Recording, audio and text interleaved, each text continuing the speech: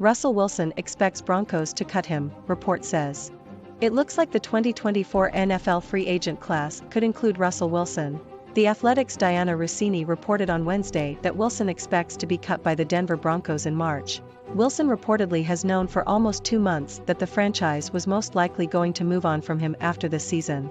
Russini's report came just hours after the Broncos benched Wilson in favor of backup Jarrett Stidham. The 7-8 Broncos, who have dropped 3 of their last 4 games, hold just an 8% chance of making the playoffs with 2 weeks left in the regular season, per NFL.com.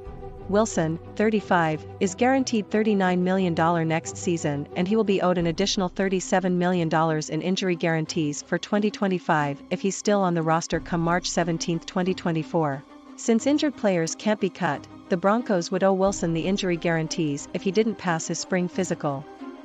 Russini reported that Broncos representatives reached out to Wilson in late October and told him he would be benched and made inactive for the rest of the season if he did not defer the injury guarantee trigger date.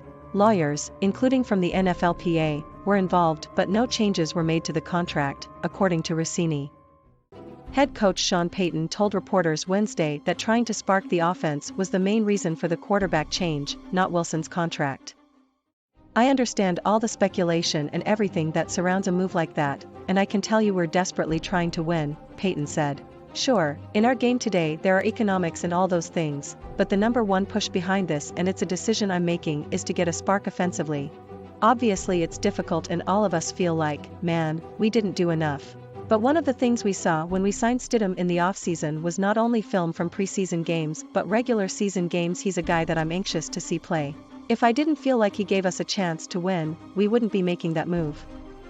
Wilson didn't speak to the media Wednesday, but he did post on X that he was looking forward to what's next.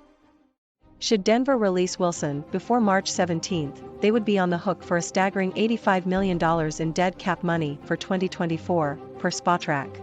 Should they release him with a post-June 1 designation, the transaction would come with $35.4 million in dead money for 2024 and $49.6 million in dead money for 2025. The Broncos paid a steep price, including 2 first-rounders and 2 second-rounders, to acquire Wilson from the Seattle Seahawks in March of 2022.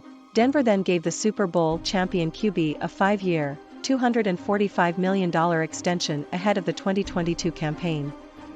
But the decision to go all in on Wilson has proved to be a huge flop. The Broncos went just 4-11 with Wilson under center, and 5-12 overall, in 2022 as he had the worst season of his career.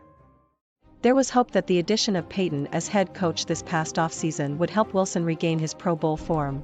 While Wilson's numbers are improved compared to his brutal 2022 season, it hasn't been enough to shed Denver's offensive struggles.